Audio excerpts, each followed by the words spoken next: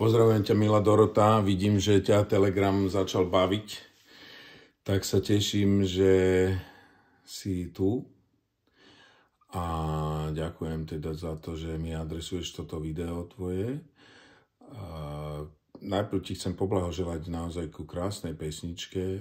Veľmi je pekná, má krásnu atmosféru. A je to naozaj úžasný počin. Takéto spájanie sa s talentovanými malými deťmi a verím, že bude sa páčiť mnohým a prinesie krásnu atmosféru k vianočnému stolu mnohých rodín. A pokus o zmierenie, áno, vnímam ho teda ako ospravedlnenie, tým pádom sa ti ospravedlňujem aj ja za to, že som možno bol trošku príkrý.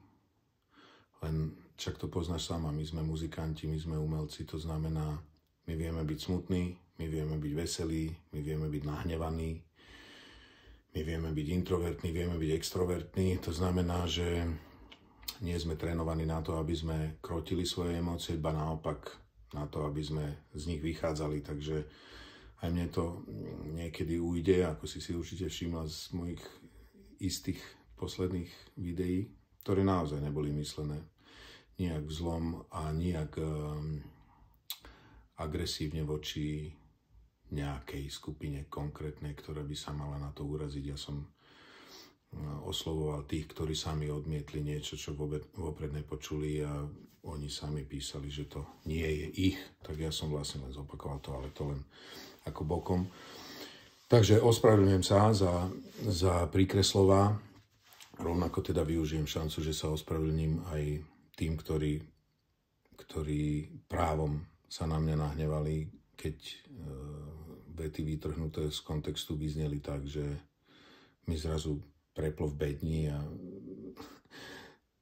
ten, ktorý tú hymnu kreuje, tak zrazu si zmyslel, že není vlastne pre ľudí.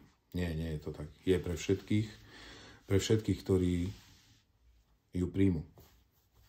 Ale prijať ju môžeme až vtedy, keď si ju vypočujeme a zatiaľ každý, kto ju počul, tak ju prijal bez výhrad. Čo mňa osobne veľmi teší, lebo bola to nesmierne náročná robota nastaviť sa tak, aby to bolo príťažlivé pre všetkých. Zatiaľ to funguje. Pre tých, ktorí ju počuli.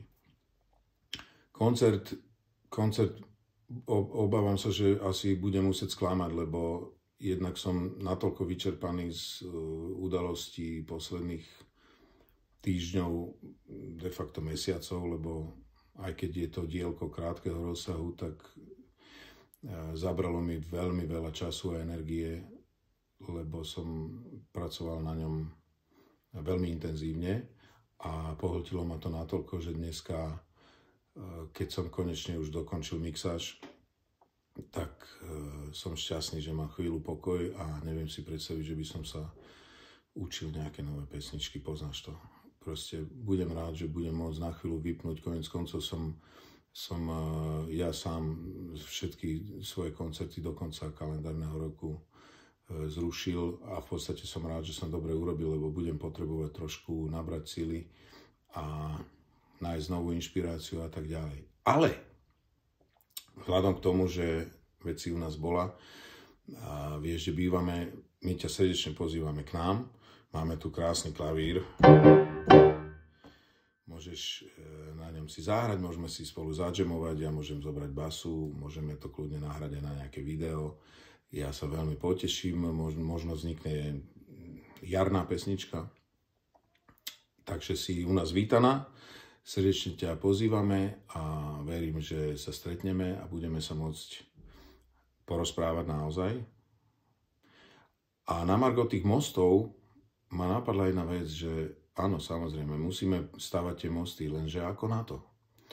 A ja si myslím, že jedna z prvých vecí, aby sme tie mosty mohli tvoriť, je zosynchronizovanie si slovníka, lebo tam vidím, že máme v celej spoločnosti najväčšie problémy. Lebo ja napríklad, a to teraz v žiadnom prípade som nechcel, aby bolo vnímané ako nejaký podpich alebo niečo. Ja to naozaj myslím úprimne, lebo teraz ma to napadlo, tak som to chcel rovno implementovať.